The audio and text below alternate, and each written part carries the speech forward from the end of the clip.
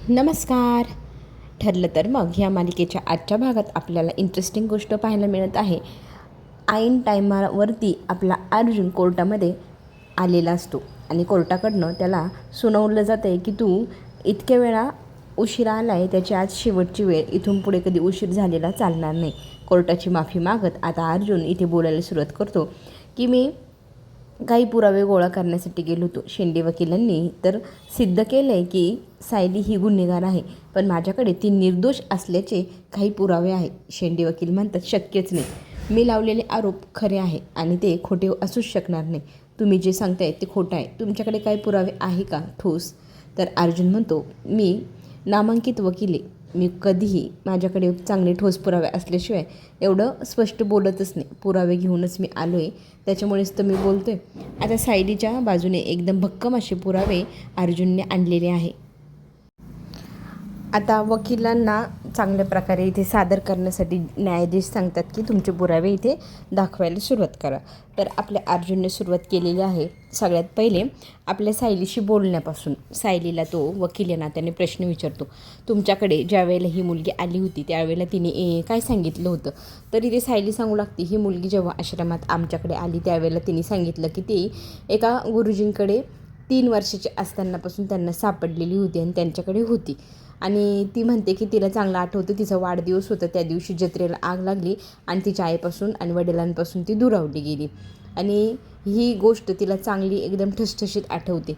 तिने ती स्पष्ट बोलूनही दाखवली की वडगावच्या जत्रेत 2008मध्ये आग लागली होती, त्यावेळेला 3 वर्षाची ती होती, म्हणजे तिचा जन्म साधारण 2005मध्ये झालेला असावा. ती आज वयाच्या 21व्या वयात असेल. हे तिने आता तिची बाजू स्पष्ट केली. अर्जुन म्हणतो आपल्या न्यायाधीशांना की हे पॉईंट तुम्ही नोट करा.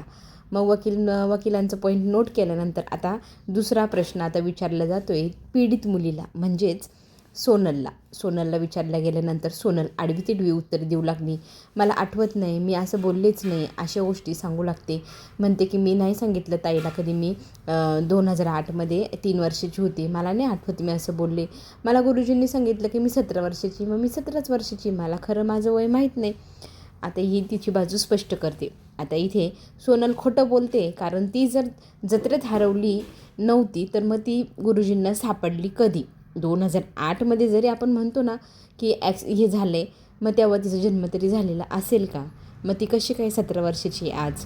मग हे सगळे पॉईंट अर्जुन कोर्टासमोर बोलून दाखवतो. आता तिसरी वेळ आलेली आहे त्या सुरेशची. सुरेशला आता प्रश्न विचारायला सुरुवात करतो अर्जुन की तुम्ही म्हणाला होतात की वडगावच्या जत्रेत आग लावली आणि तुमची पुतणी हरवली, मग ह्या सगळ्या गोष्टीचे पुरावे काय आहे का? तर आता इथे सुरेश म्हणतो की मला नाही आठवत मी असं काही मिसेस सायली यांना सांगितलं. तर इथे पुन्हा एकदा अर्जुन प्रश्न विचारतो, नीट जोर देऊन आठवा, तुम्ही मधुभवानी यांच्यासमोर बोलले होते. तर तो म्हणतो की मला खरं सांगू का, प्रेशराईज केलं होतं, मला पैसे मिळाले होते आणि मला पाठांतर करायला एक स्क्रिप्ट दिली होती सायलीने, त्याच्यानुसार मी पाठांतर करून बोललो होतो. आता मला मी काय बोललो ते नाही आठवते.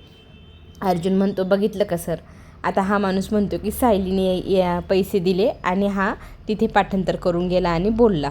हे सगळे पॉईंट आता नोट केले. न्यायाधीश अर्जुनला विचारतात, मग तुमच्याकडे याविषयी काही पुरावे आहे का?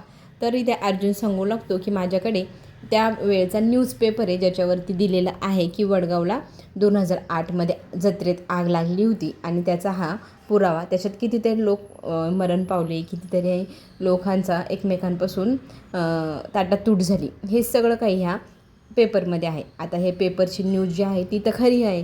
ही मुलगी लहान होती तेव्हा ती सांगत होती की ती जत्रेत हरवली. आता या व्यतिरिक्त आणखी काही पुरावे आहे का, असंही विचारलं जातं. अर्जुनने त्याची बाजू स्पष्ट केली आहे. आता जो सुरेश आहे तो म्हणू लागतो की मला नाही, हा सायली मॅडमनेच पैसे दिले, त्यांनीच मला जायला सांगितलं, बोलायला सांगितलं, त्यांनीच ह्या स्कॅममध्ये मला इन्वॉल्व केलं, माझा ह्याच्याशी काही संबंध नाही, ह्या काय करतं हे मला माहीत नाही, मला माफ करा, मी यांनी सांगितल्यामुळे जेवढं बोलायला सांगितलं तेवढं बोललो, मी काही गुन्हेगार नाही, असं म्हणत तो त्याची बाजू मांडू लागतो.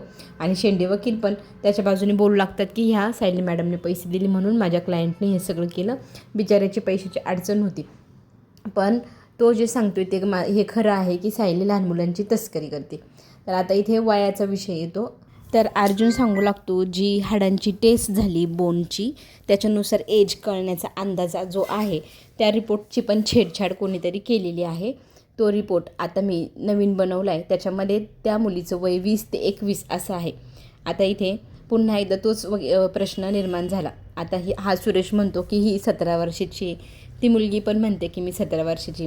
आता न्यायाधीशांनी इन्स्पेक्टर यांना बोलवले आणि आता इन्स्पेक्टर साहेबांना पण अर्जुन प्रश्न विचारू लागतो की तुम्ही ज्या वेळेला सायलीच्या विरोधात रिपोर्ट घेऊन आला आणि त्यांना अटक करायला त्यावेळेला तुम्ही काय काय पाहिलं आणि तुमच्याकडे काय काय माहिती होती. तर तो म्हणतो की मला फक्त सुरेश ह्या व्यक्तीने सांगितलं की ह्या मुलीची तस्करी करायला सायलीने सांगितली आणि म्हणून आम्ही तिला बॉक्सो ह्या कायद्याखाली उचललं, बाकी जास्त आम्हाला काय माहीत नाही. तर ही जी टेस्ट बदलण्यात आली आहे याच्याविषयी तुम्हाला काय माहिती आहे का? तर इथे इन्स्पेक्टर म्हणतो की नाही, आम्ही तर आमचं काम चोख पार पाडलं. आता सरकारी डॉक्टर आहे, त्यांनी पुढे काय केलं हे नाही माहिती. आम्ही तिला घेऊन गेलो, तिथे टेस्ट केली, त्याचे रिपोर्ट आले आणि ते रिपोर्ट घेऊन आम्ही इथे न्यायाधीशांकडे सादर केले.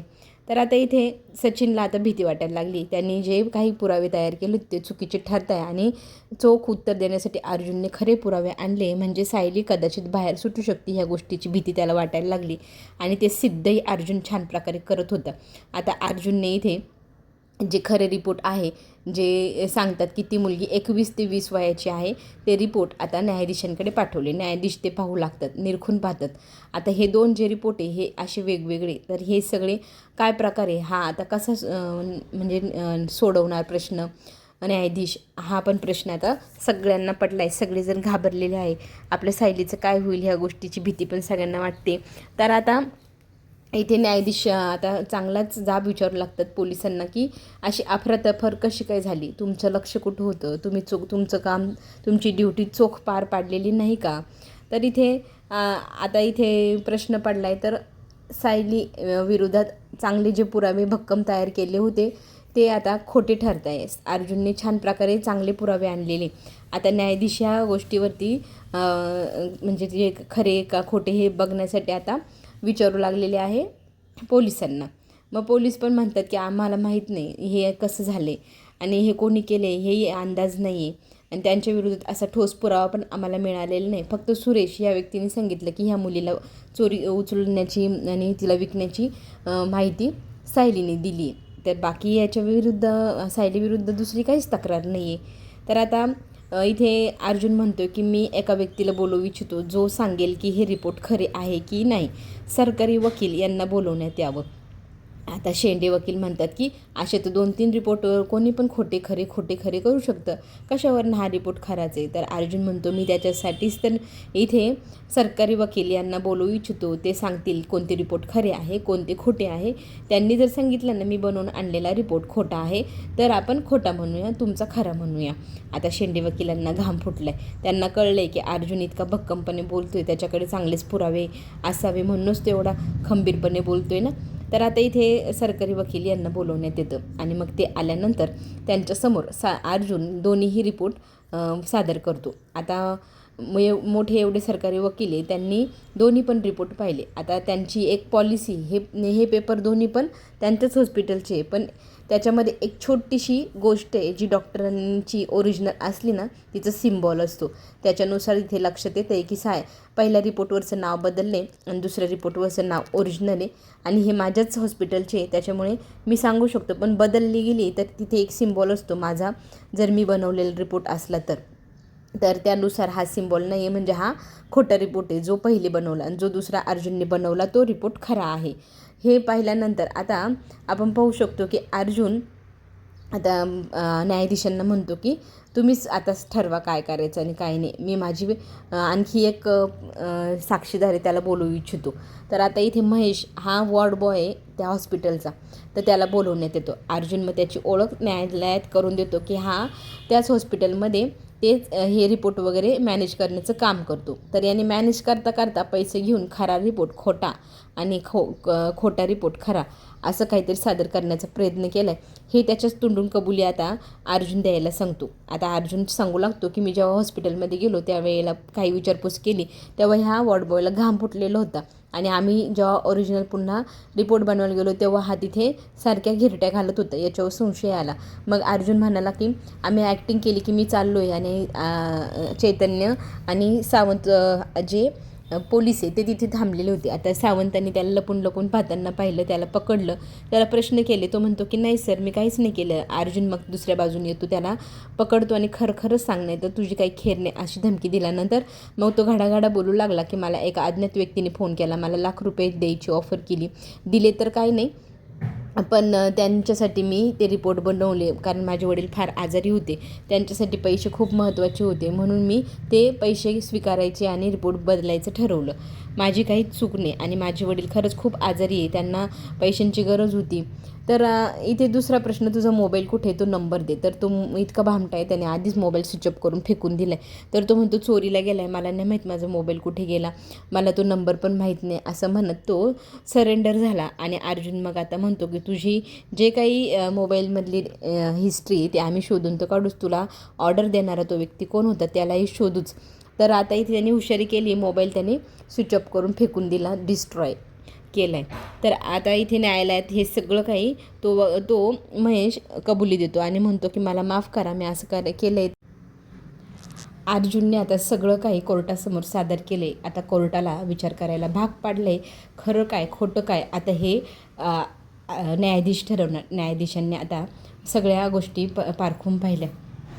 न्यायाधीशांसमोर सगळी बाजू मांडल्यानंतर अर्जुन आता म्हणतो तुम्ही जो निर्णय घ्याल तो तर मान्यच असेल, पण आता कोर्टाकडनं आणखी एक गोष्ट विचारली जाते, तुमच्याकडे ह्या मुलीच्या जन्माचा दाखला किंवा ही मुलगी खरंच तेवढं वयाची आहे असं काही प्रूफ आहे का, हा प्रश्न विचारल्यावर सगळीकडे शांतता. मात्र आता आपल्याकडे शस्त्र निघालं आहे अर्जुन साहेबांचं. अर्जुनने खऱ्या सोनलच्या आईवडिलांना शोधून तिचा दाखला मिळवलेला आहे. तिचा जन्माचा दाखला आता इथे कोर्टात सादर करण्यात आलेला आहे. एकदम महत्त्वाचा आणि ठोस पुरावा हा तो दाखलाच ठरणार आहे. तर आता त्या सगळ्या गोष्टी इथे पारखण्यात येत आहे. ज्या वेळेला पोलीस स्टेशनमध्ये ही मुलगी हरवल्याची नोंद झाली, तिचा फोटो देण्यात आला आणि ही मुलगी ज्या गुरुजींना सापडली त्यांच्याकडे असणारा फोटो, ह्या दोन्हीही गोष्टी मॅच होत आहे. म्हणजे ही मुलगी सोनल ही प्राची इंगळे आहे ह्या FIR नुसार. आणि त्याच FIRच्या जोरावरती आम्ही हा सगळा शोध लावला आहे. तर हे सगळ्या गोष्टी कोर्टात सादर केल्यानंतर कोर्टाने मात्र आता आपल्या सायलीला जामिनावरती सुटका देण्यासाठी तयारी दाखवली आहे. तिचा जामीन मंजूर झालेला आहे, तिच्यावरती जो गुन्हा आहे तो सिद्ध झालेला नाही आणि ही मुलगी 21 वयाची आहे हेही सिद्ध झालं. पण आणखी ज्या आश्रमातल्या मुली गायब झालेल्या आहे त्यांचा शोध जोपर्यंत लागत नाही तोपर्यंत आपली सायली निर्दोष आहे हे काही कोर्टात सिद्ध होणार नाही. त्याच्यामुळे न्यायालयाने तात्पुरत्या स्वरूपात जामीन मंजूर केला आहे. तिने कुठेही बाहेर जायचं नाही, जेव्हा बोलवलं तेव्हा कोर्टात हजर राहायचं आहे. या सगळ्या गोष्टींच्या जोरावरती अर्जुनने आता सायलीला जामीन मंजूर करून घरी घेऊन जाण्याची तयारी केली आहे. त्याला इतका आनंद झाला आहे, अगदी त्याच्या डोळ्यात आनंद अश्रू आलेले आपण पाहू शकतो. फायनली त्याने त्याची बायको घरी नेली, त्या गोष्टीचाही आनंद त्याच्यासमोर आहेच. पण एवढे सगळ्या अडचणीवरती अर्जुनने एकट्याने का होईना खंबीरपणे म्हणजे आपली लढाई केली आणि ह्या लढाईमध्ये तो विजयी झाला हे आपण पाहू शकतो. त्याच्या चेहऱ्यावरचा आनंद पाहू शकतो. मात्र दुसरीकडे जे विरोधक आहे, विरोधी पक्ष आहे, त्यांच्या चेहऱ्यावर वाजलेले 12-13 आपण पाहू शकतो. ते चवताळलेले आता ते आणखी भयंकर प्लॅन करण्याच्या प्लॅनमध्ये. तर दुसरीकडे मीडिया आपल्या सायलीला बाहेर गेल्यानंतर प्रश्न विचारू लागते. तर अर्जुन तिला मीडियाला म्हणतो की आम्ही जर गुन्हेगार नाही, आम्ही जर चांगले आहोत तर चांगले सिद्ध होणारच. आणि राहिला माझ्या बायकोचा विषय तर ती कालही निर्दोष होती, आजही निर्दोष आहे आणि उद्याही निर्दोषच सोडवणार आहे मी तिला. सायलीला प्रश्न विचारलो, सायली म्हणते मला माझ्या वकिलावर आणि खरं तर माझ्या नवऱ्यावर पूर्ण भरोसा आहे, ते माझ्यावर कुठल्याही प्रकारचं संकट येऊ देणार नाही आणि हे जे संकट आलेले यातनं आम्ही सुखरूप बाहेर पडणारच आहोत. पण ज्या मुली अजून सापडल्या नाही त्यांनाही शोधू आणि त्याही कबुली देतीलच की काय झाले काय नाही. ह्या गोष्टींच्या मागचा खरा सूत्रधार आम्ही शोधून काढू. खरा सूत्रधार मात्र डोका आपटतोय बरं का. तिला मात्र संताप होतोय. सायलीला तिला जेलमध्ये पाहायचं होतं, तिच्या हातातनं सायली एकदा पुन्हा निसटली. ह्या गोष्टीचं तिला फारच दुःख झाले. अगदी डोक्यात फरक पाडायचा बाकी ह्या प्रियाच्या. चला तर मग पुढे येणारे ट्विस्ट आणखी भन्नाटच असणारे ते आपण पाहूया, एन्जॉय करूया. आत्ता घेऊ छोटीशी विश्रांती आणि पुढील भागामध्ये पुन्हा भेटू. चॅनलला नक्की लाईक करा, सबस्क्राईब करायला तुम्ही विसरतायत, सबस्क्राईब पण करा. कमेंटमध्ये सांगा सिरियल कशी वाटते. आपण पुन्हा भेटू. धन्यवाद.